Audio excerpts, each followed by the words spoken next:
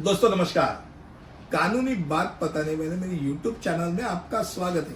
और आज का विषय राजदूत यानी एम्बेसडर। राजदूत कौन होता है, उसका कार्य क्या है और राजदूत क्या होता है, इसके बारे में आज जानकारी लेने वाले हैं। पहली बात, राजदूत सर्वोच्च रैंकिंग वाला राजनयिक है जो किसी विशिष्ट विदेशी देश या अंतर्राष्ट्रीय संगठन में अपना देश का प्रतिनिधित्व करता है और वो अपने देश के लिए सरकार द्वारा नियुक्त किया जाता है। राजनयिक और राजदूत शब्द में बहुत बार गलतियां होती है, दोनों एक ही है ऐसे सब लोग को लगता है, बट नहीं। राजनयिक डिप्लोमेट है, राजदूत एम्बेसडर है। दोनों की विविध जिम्मेदारियां और अधिकार बोले तो राजदूत सबसे ऊपर का अधिकार नंबर 1 का आदमी है, जिसके नीचे सब डिप्लोमेट यानी राजनयिक लोग रहते हैं। राजदूत अपनी सरकार के लिए आधिकारिक प्रवक्ता के रूप में कार्य करते हैं और अपने देश के नेतृत्व और प्राप्तकर्ता देश या संगठन के बीच सीधा लिंक के रूप में काम करते हैं। वो कुछ भी बोले तो कौन बोलता है, देश बोलता है, ये उसकी इतना महत्व रहता है।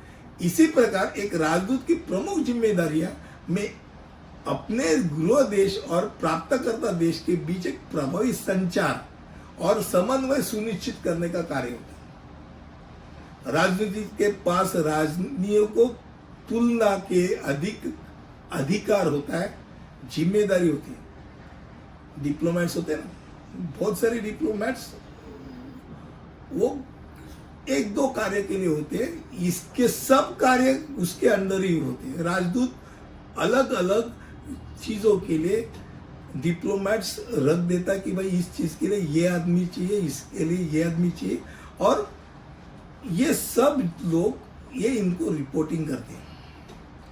राजदूत अक्सर उच्च स्तरीय बैठकों और राजनीतिक कार्यक्रमों में शामिल होता है, राजनीतिक मिशनों का नेतृत्व करता है और अपने देश की ओर से महत्वपूर्ण अंतरराष्ट्रीय मुद्दों को संभालता है, संबोधित भी करते हैं। प्राप्तकर्ता देश की सरकार के लिए संपर्क के प्राथमिक बिंदु के रूप में वो कार्य करते हैं।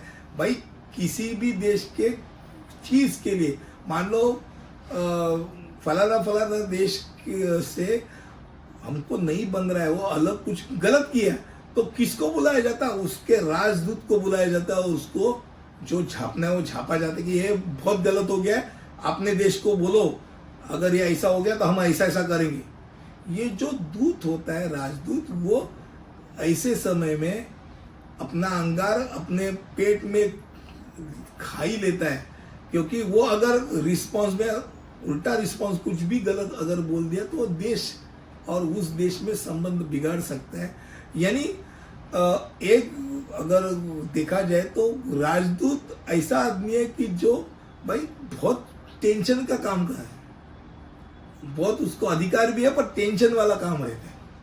यानी जिस देश में है वो देश का राजा हो या अध्यक्ष हो, पंतप्रधान हो, अब राष्ट्रपति हो, ये लोग कभी भी उनको बुला के उनके देश के कुछ गलत काम के लिए उनको झापते हैं।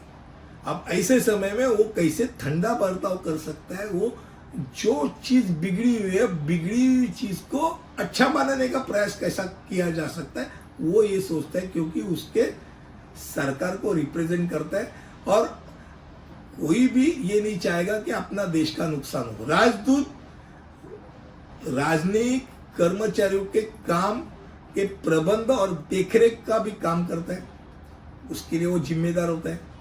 और ये एक बात है कि उनको मार्गदर्शन करता है, वो उनको सहायता देता है, उनको सलाह प्रदान करता है और उनके पास से अपने कर्तव्यों के प्रभावी ढंग से पूरा काम करने के लिए वो उनको बोलता है।